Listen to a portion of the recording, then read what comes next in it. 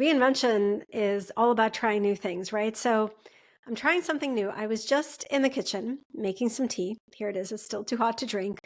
And as I was coming down back to my studio, I started to think about this concept that I've been talking about with my clients. And I was like, I have some thoughts. Why don't I sit down and record a short episode while I have my tea? So let's see how this goes. Maybe this will become a series, Tea with Nataly. And maybe you want to grab a cup of tea or coffee as you listen. And this can be like a 10-minute pause in your day to just receive, not do, just receive. What a gift that is, right? So what I want to talk about is fear and regret. A lot of people, and this is like myself included, I'm raising my hand. We have a lot of fear and doubt that blocks us from taking chances, from speaking up, from doing or trying or exploring things that we might want to explore. Maybe it's, going for that bigger role at work or writing a book or launching a business. And then we think about doing it, we get excited, and then we get blocked, right? And then the fear, it just comes up and it's, what if this doesn't work out? What if I fail? What if people judge me? And often we don't do it. And I've been thinking about how one of the really powerful ways to help you through that fear is regret. It might sound kind of odd, but hear me out. Regret, first of all, I think regret is one of the most difficult emotions to experience because we regret things that are in our past and therefore are out of our control. And so I think regret is actually a more difficult emotion to experience than fear, because fear we can do something about, and regret, well, it's just there, right? The thing happened. There's nothing we can do. We can't go back into the past. But here's how I think regret can help you move through the fear. And I'm going to tell you a story to kind of illustrate this. So I was thinking back on things I've done in my life that failed. I've been an entrepreneur for 20 years. I have a really long list of things that I've done that did not work out. And I was thinking through them and I asked myself this question: do I regret doing them? And the answer was no, no, and no. As I really thought through each one. So I want to share one experience with you. So when my daughter was about 3 years old, and she's 20 now, which is like, what? I don't understand what happens with time.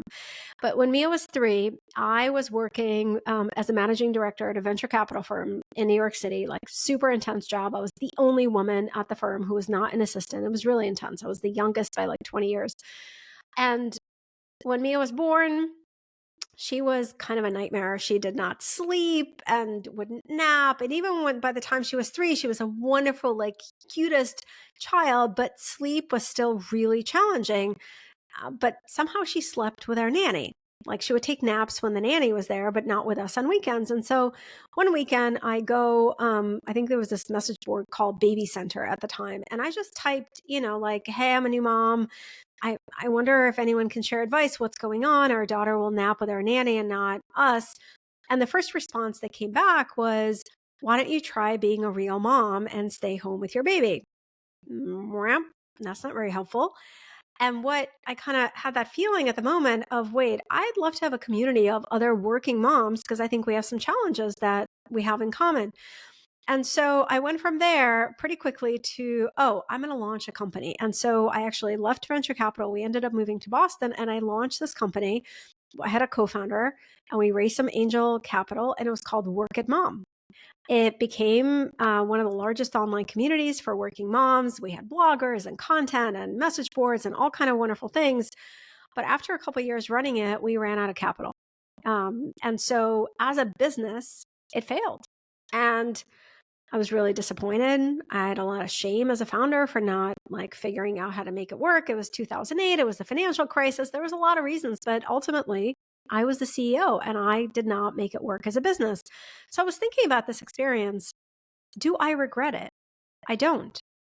It did not work out the way that I wanted to, but I don't regret it. And I was thinking about, why don't I regret it? It took a ton of money and a ton of resources and a ton of my time and energy. And I felt really sad, right, that it didn't work. Why don't I regret it? I don't regret it because starting this company and trying to make it successful aligned with my values, aligned with who I am. And one of my values is When there's something that is meaningful to me, there's something I want to do, that I take action to do it. Like that's a core part of who I am. That's something that I value. And because I had this idea, because I thought this company was necessary, because I needed this community, I thought other working moms did too. By starting it, I was aligned with that. I was aligned with my values, with what was important to me. And because I did that, that like was what mattered. Like, yeah, I wish it worked out, but I don't regret it because I stayed true to myself. And this brings me to how I think regret can help you work through any fear that you're experiencing about trying something new or expanding in a new direction or launching something new. Ask yourself this question. If I do this thing, right? Try to get a book published, write this book or launch a business or go for that bigger role at work or, speak up more. If I do it and let's say it doesn't work out the way that I envision, will I regret having done it? And be really, really honest with yourself. I've asked this question of my mentorship clients. And when we look back at their experiences where they took a chance, they stepped outside of kind of where they were, they expanded beyond themselves, and maybe it didn't quite go as planned as they wanted. They only regret it when that action that they took wasn't aligned, when they did it from a place of should. But they don't regret it when it was something that they really believed in, that was valuable to them. Yeah, it's disappointing, but they don't regret it. And I want you to think about that. And so if there's something that you want to launch or a way that you want to kind of expand beyond where you are now and you have fear, right? And what is this fear of? As I grab my tea, because hopefully it's not too hot anymore. By the way, it's Bengali spice. A friend of mine introduced me to this tea last year, and I'm absolutely obsessed. As soon as it gets chilly, it's this like wonderful, warming, I don't know, I wish you could smell it. I wish I could, like, through your ears or through the screen. It's this like wonderful, warming, comforting, like smell that it has cinnamon and like all kinds of other spices. So when we have fear, the fear, it's actually another really important thing to ask yourself, like, what am I afraid of?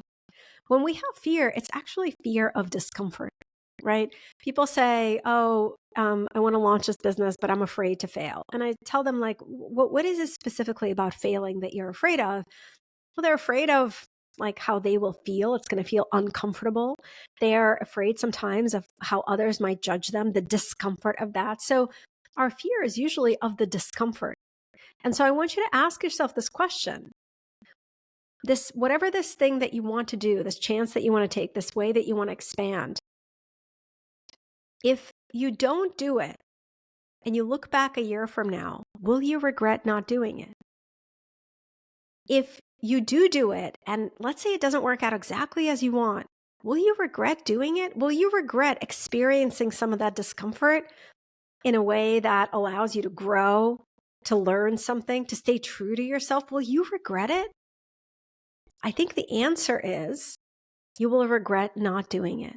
Because when you don't follow that inner calling, that inner like part of you that wants to do something, that is calling you to expand in that direction, when you don't follow that, you're not honoring your truth. You're not honoring your values. You're not honoring who you are. And that never feels good. There's this book, I think it's called The 5 Regrets of the Dying. And it was written by a nurse who spent, I think she's Australian, and she spent quite a bit of time in hospice with patients who were close to death and then would pass away. And she talked to them. And then she wrote this book about the things that they shared that they regretted. And I think one of the regrets was not taking enough chances, not doing enough things that they wanted to do. And nobody said they regretted taking chances and things not working out.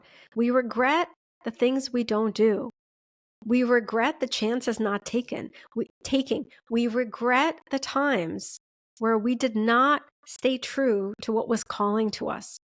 That is what we regret. And that's why I think thinking about what you will regret is actually a very powerful way to work through the fear and to make it easier to handle some of the absolutely necessary discomfort. There's nothing that I can offer you. There's no magic pill that will eliminate the discomfort of doing something new, of expanding in a new direction, of reinventing something in your life. Discomfort is the price that you pay for living a deeply fulfilling life. We cannot always be comfortable if we want to really grow into our true potential. But if you really think about, am I doing this because it's meaningful to me? Is this calling to me because it's a dimension of myself that's asking to express itself? Is this taking this action, does it feel aligned to the person that I want to be? And if you can answer yes to those questions, then you can think about, will I regret not doing this? Even if it doesn't have the desired outcome, will I regret not doing this? I was thinking about now as I started talking about this, what is something that I do regret in my life? As I take another sip of tea, I did tell you this is tea and conversation. I try not to swallow too close to the microphone. This mic picks up everything. So I was thinking about what is something that I regret in my life. And the thing that came to mind is when I was studying abroad in Japan during college. It was an amazing experience. I'll have to do like an episode about that once. It was like total immersion. I lived with a Japanese family, went to Japanese university, became fluent in Japanese. It was incredible, difficult, just uncomfortable, but incredible. And we had a break, and a bunch of the other foreign exchange students decided to take a trip to Thailand because it's really close. And I didn't go. And it's something I've regretted ever since. Not that I regret it all the time, but every time I think about it, I regret not going. And to be honest with you, I can't remember exactly why. I imagine there were a couple of reasons. One, money. I was trying to save money however I could. And I'm not saying saving money is bad. It's really important, but I think it was pretty inexpensive, and it's a lot less expensive to go from Japan than it is to go from the United States. My husband and I are lucky to have traveled to many countries. We still haven't been to Thailand. It's one of our top 5 that we want to go to. It was a lot less expensive to go as a student from Japan, but I think money was probably I told myself a story, right, that this was not a good use of money. And I think another thing that probably, I imagine, prevented me was, I told myself the story, like, you're in Japan, just do things that are Japanese, like full immersion. And sometimes we don't do things not out of fear, but because they don't align with the story that we've told ourselves about how we are supposed to be. And I think that was the case for me then. And I'm sharing this with you because I regret it. And it was a chance I didn't take. It was a thing I didn't do. And so I want you to think back on your life about things you regret. And I am willing to bet, I'm not a bettor, but I'm willing to bet that there are chances you didn't take. There are conversations you didn't have. There are things you wanted to try but didn't. And so the next time that you feel that fear or doubt or discomfort about doing something new or expanding in a new direction, think about that. Think about that. The thing you will regret is not doing it, is letting your fear block you.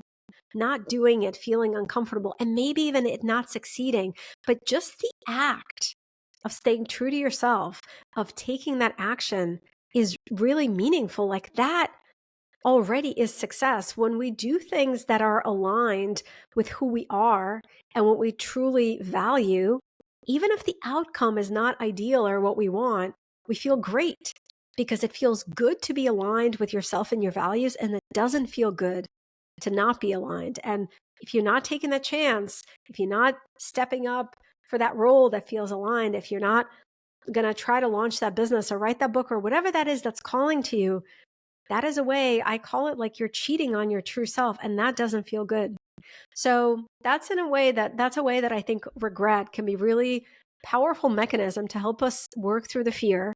And the next time you find yourself in that place of fear or doubt or discomfort, ask yourself, a year from now, 5 years from now, 10 years from now, what will I regret more? Taking this chance, going for it, and maybe it not working out exactly how I wanted, but learning, expanding, staying true to myself? Or will I regret not doing it? I hope this resonates with you. I always want to know what you think, what lands, what other questions you have, what other topics you want me to do. Shoot me an email, Nataly, Nataly, @happier.com. Just put podcast or reinventability in the title.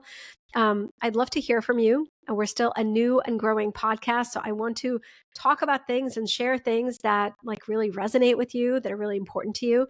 So I want to hear from you. And if this resonated, maybe there's someone in your life you want to share it with. And rate and review this podcast on the platform that you're listening to it on. This helps other awesome humans discover it. And I really appreciate it. I hope you have an awesome, wonderful, delightful rest of your day. And I will see you and be in your ear soon on our next episode.